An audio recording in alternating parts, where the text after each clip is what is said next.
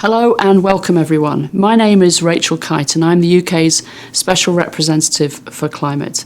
It's wonderful to be able to speak to you today about the power of forests, an area of critical importance to everyone, but especially here in the UK. Today marks the 55th anniversary of Earth Day, and it's an important moment to focus globally on nature and nature at the heart of our climate challenge, especially with COP30 coming up at the end of the year, the first COP to be held in the Amazon. As you know, the UK put forests at the heart of our COP26 presidency in 2021. We did this as part of a wider effort to reposition nature at the heart of the solution to the climate crisis. And because, as we all know, there is simply no path to a 1.5 degree future without forests restored and in good health. Since then, the importance of forest protection has also been underscored in the Kunming-Montreal Global Biodiversity Framework, which aims to halt and reverse catastrophic biodiversity loss.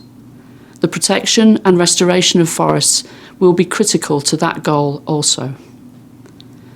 You don't need me to tell you that forests play a critical role as carbon sinks, biodiversity hubs, and support the livelihoods of 1.5 billion people. When I talk to people all around the world in countries that still have their forest cover, what they tell me is please look not just at the trees, but look at us, the people, and our relationship to the forests. It is a cultural, spiritual relationship beyond the economic and the scientific. And it's widely recognised that forest loss is not just a carbon and biodiversity risk, it's a material financial risk.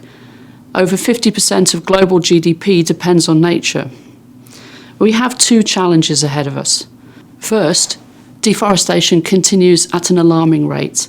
The latest global forest loss reports show that in 2021, we lost the equivalent of 11 football pitches of forests every minute.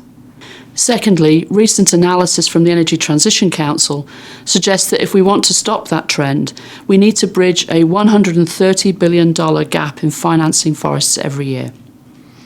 That is why supporting high-integrity forest carbon markets through partnerships such as the LEAF Coalition is so important. The UK government sees high-integrity forest carbon credits as playing a vital role in delivering our commitment to a just transition to a 1.5 degree nature-positive future. It's also why we are working with other countries to stimulate the demand for those carbon credits so that we can have markets of high integrity which can generate more revenue into the countries that really need it. LEAF is a critical part of a wider set of investments that we are making to build the infrastructure needed in forest countries to ensure the supply of those high quality credits and that they will then deliver for communities. So we know that the public finance that we use to support these initiatives alone will not be enough.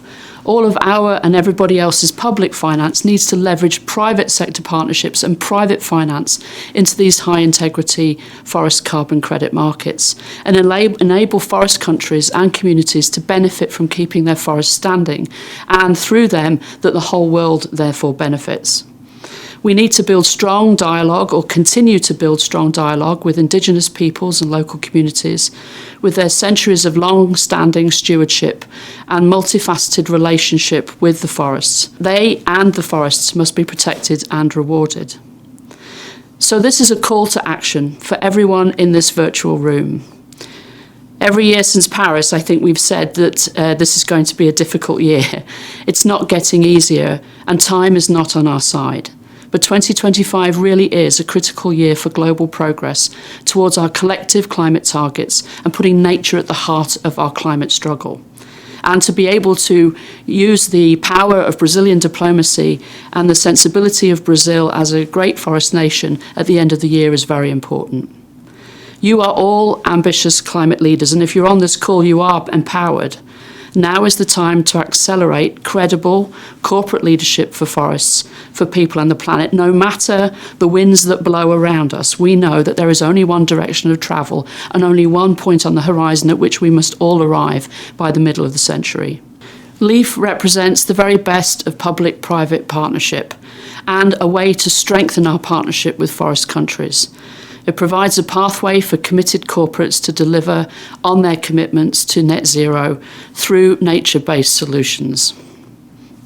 So from me to you, I hope that you have fruitful discussions today, and more than that, that we lead ourselves to greater action. I look forward to seeing the progress LEAF continues to make this year.